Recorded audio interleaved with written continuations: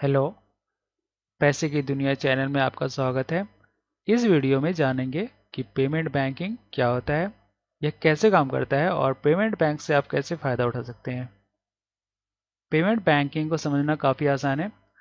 Suppose करते हैं कि यह आपका मोबाइल है और इसमें यह आपका सिम कार्ड है।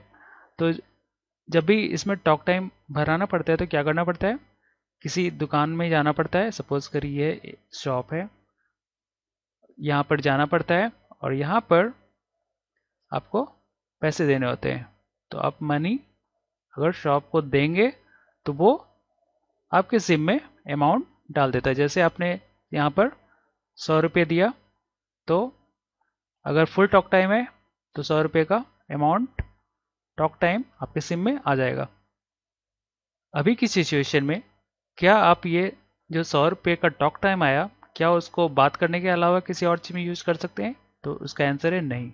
आप ऐसा नहीं कर सकते हैं कि वापस से दुकान में जाएं और बोलें कि ये टॉक टाइम जो था, टॉक टाइम ये वापस ले लो मेरे सिम से, और ये जो 100 रुपये हार्ड कैश था अमाउंट, हार्ड कैश ये वापस मुझे दे दो। तो ऐसा कर सकता है क्या? तो अभी ऐसा नहीं कर सकता है, लेकिन पेमेंट बैंकिंग में यह कर सकते हैं। एयरटेल को अभी लाइसेंस मिल चुका है पेमेंट बैंकिंग का, और पेटीएम को अभी मिलने वाला है। तो जैसा कि सभी लोगों को पता है कि कैसे एयरटेल के सिम में टॉक टाइम का रिचार्ज करते हैं, तो सभी लोगों को पता है ऑनलाइन भी कर सकते हैं या फिर ऑफलाइन शॉप जाकर भी कर सकते हैं। उसी तरह एयरटेल पेमेंट बैंकिंग को भी रिचार्ज कर सकते हैं। तो अगर आपने एयरटेल के साथ पेमेंट बैंकिंग खुला हुआ है तो आपको जिस तरह सिम रिचार्ज कर सकते हैं उसी तरह से या तो शॉप में जाना है या ऑनलाइन जाना है, और वहाँ आपको पेमेंट करना है। या तो अपने डेबिट कार्ड से करिए, या नहीं तो क्रेडिट कार्ड से, या नहीं तो सीधा हार्ड कैश से, जैसे 5,000 रुपये से उसको अपने पेमेंट बैंक को रिचार्ज कर लीजिए। तो फिर आपके इसके एयरटेल के पेमेंट बैंकिंग अकाउंट में 5,000 रुपये दिखना चालू हो जाएगा। 5,000 रुपये दिखना चालू हो जाएगा। या ये जो है टॉक टाइम नहीं है, ये सीधा सीधा पैसा ही है। अभी क्या है कि टॉक टाइम रखने पर आपको इंटरेस्ट नहीं मिलता है, लेकिन अगर पेमेंट बैंक में अगर आप पैसे रख रहे हैं तो उस वो जो है टॉक टाइम नहीं शो करेगा, ये सीधा सीधा पैसा भी शो करेगा और साथ में आपको इंटरेस्ट भी देगा।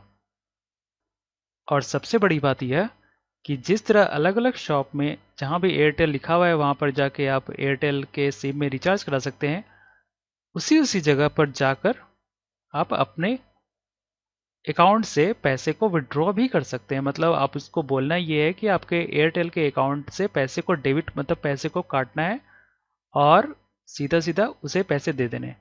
तो ये दुकान वाला क्या करेगा, आपके अकाउंट से पैसे काटेगा। जैसे इसने अगर आपको 2,000 रुपये चाहिए तो आपके अकाउंट से 2,000 रुपये माइनस कर देगा। मतलब अब आपके अकाउंट में सिर्फ 3,000 रुपये बचेगा और 2,000 रुपये का हार्ड कैश आपको ये दे देगा।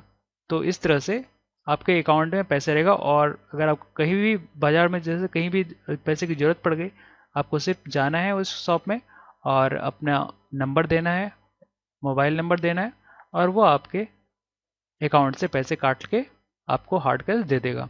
तो यहाँ पर एटीएम से पैसे नहीं निकालने की ज़रूरत है। पेमेंट बैंकिंग में ये जो सर्विस प्रोवाइड कर रहा है उसे एटीएम कार्ड भी देना पड़ता है। तो अगर पैसे विड्रॉ करना है और शॉप भी नहीं जाना है तो सीधा सीधा एटीएम कार्ड लेना है और एटीएम में जाना है और वहाँ पर पैसे विड्रॉ करना है जितना आप चाहें। लेकिन इसके लिए आपको अकाउंट में पैसे होने चाहिए। जिस तरह से आप एक सिम से दूसरे सिम में एसएमएस भेजते हैं, उसी तरह से अगर आपके पास पेमेंट बैंकिंग का अकाउंट है और किसी और के पास पेमेंट बैंकिंग का अकाउंट है, तो आप एक अकाउंट से दूसरे अकाउंट में पैसे ट्रांसफ़र भी सीधा सीधा कर सकते हैं, जिस तरह एसएमएस का ट्रांसफ़र होता है।